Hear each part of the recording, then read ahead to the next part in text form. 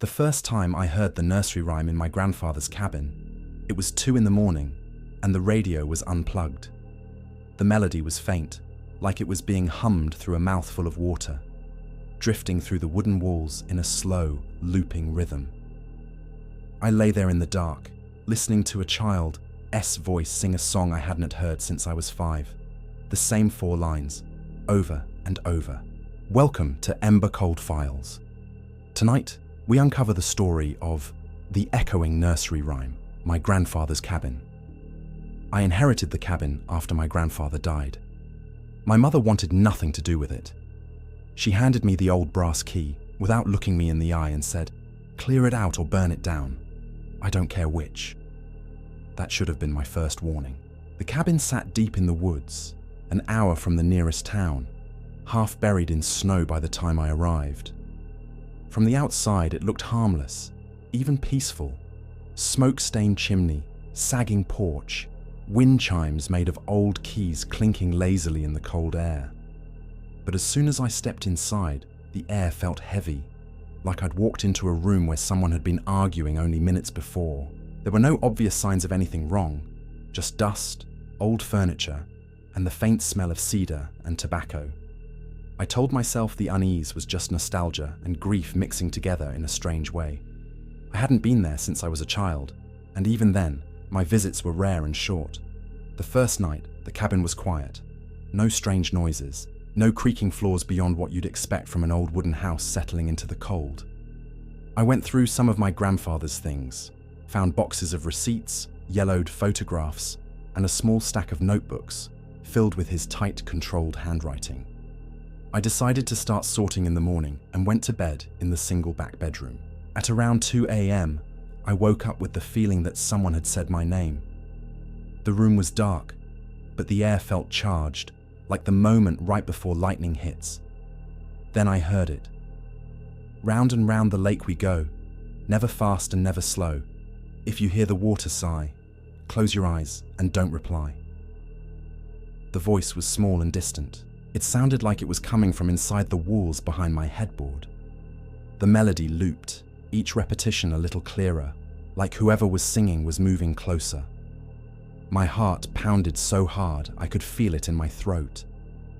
I reached over and fumbled for my phone, checked the time, checked the notifications. No signal, no power outage alert, nothing that explained why a child's voice was singing an old rhyme in an empty cabin at 2 in the morning.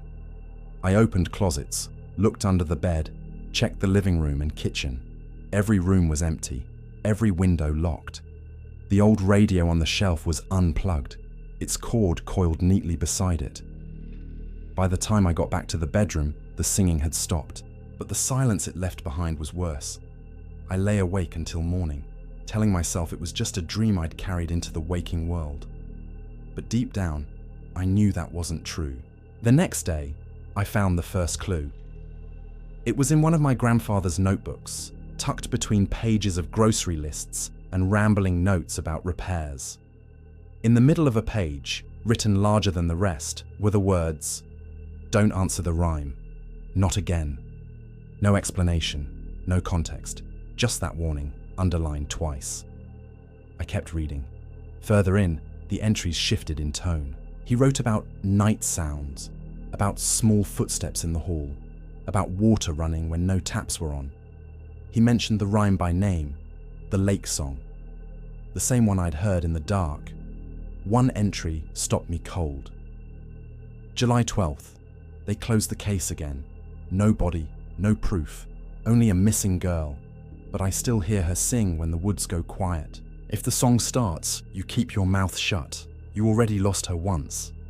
There was a name at the bottom of the page, half scribbled out but still readable. Lena. I didn't know my grandfather had a sister. No one in my family had ever mentioned a Lena. That was the first time the story stopped feeling like a haunting and started feeling like a crime. That evening, the wind picked up, scraping branches across the windows like fingernails. I tried to distract myself by sorting more boxes. Old newspapers, mostly local, floods, elections, school events. Then, buried in the middle of a stack from the late 1950s, I found it. Local girl presumed drowned in lake. The article was short. A 10-year-old girl, Lena Clark, last seen near the shoreline behind her family's cabin. No witnesses, no body, only a set of small footprints leading to the water and never returning. Search efforts called off after 3 days. Foul play not suspected. Someone had underlined that last sentence in thick, angry ink. That night, I didn't sleep at all.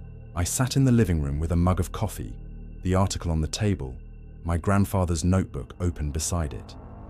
Around 1:45 a.m., the cabin grew unnaturally still. Even the wind outside seemed to pause. Then the humming started again, softer this time, like it was testing me.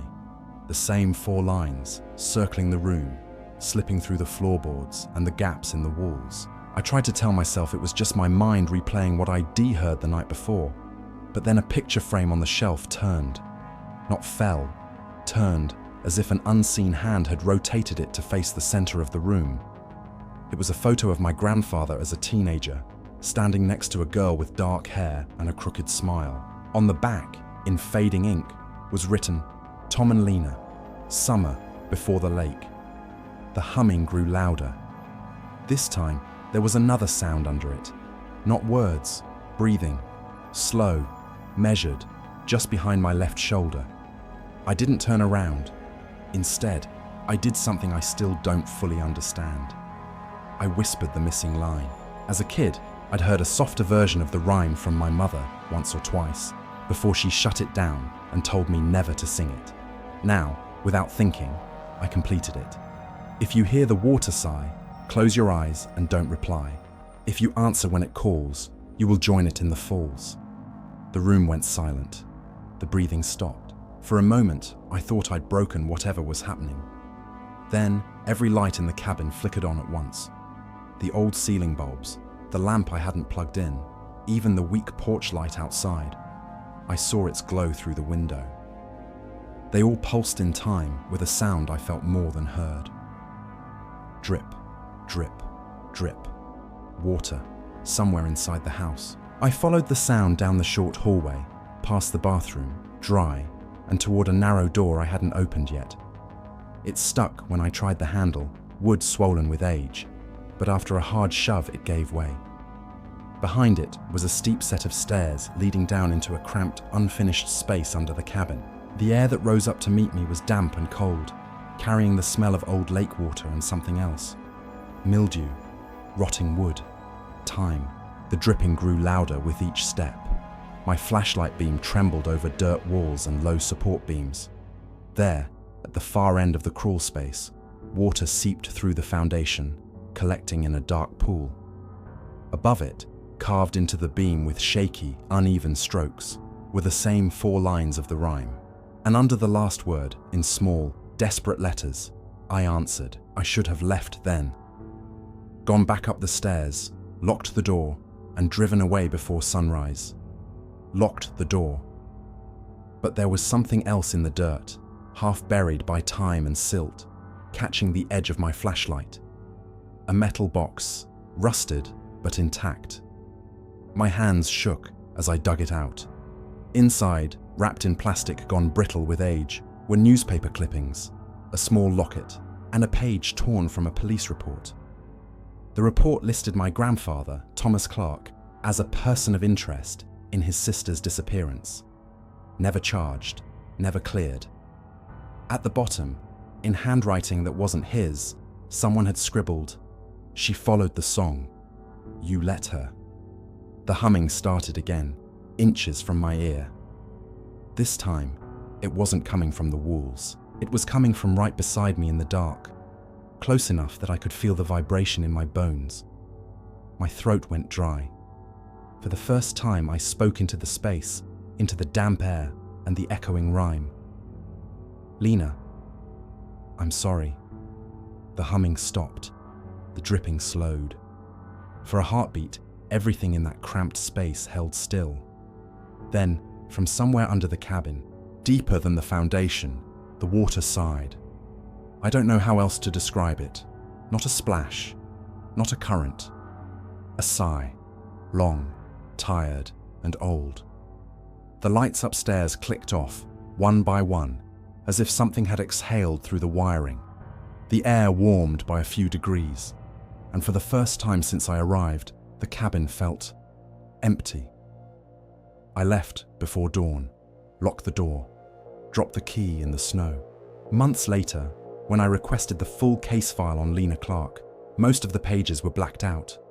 But one note, buried near the end, wasn't. It mentioned a young witness, a boy who claimed he heard his sister singing from the water for weeks after she disappeared.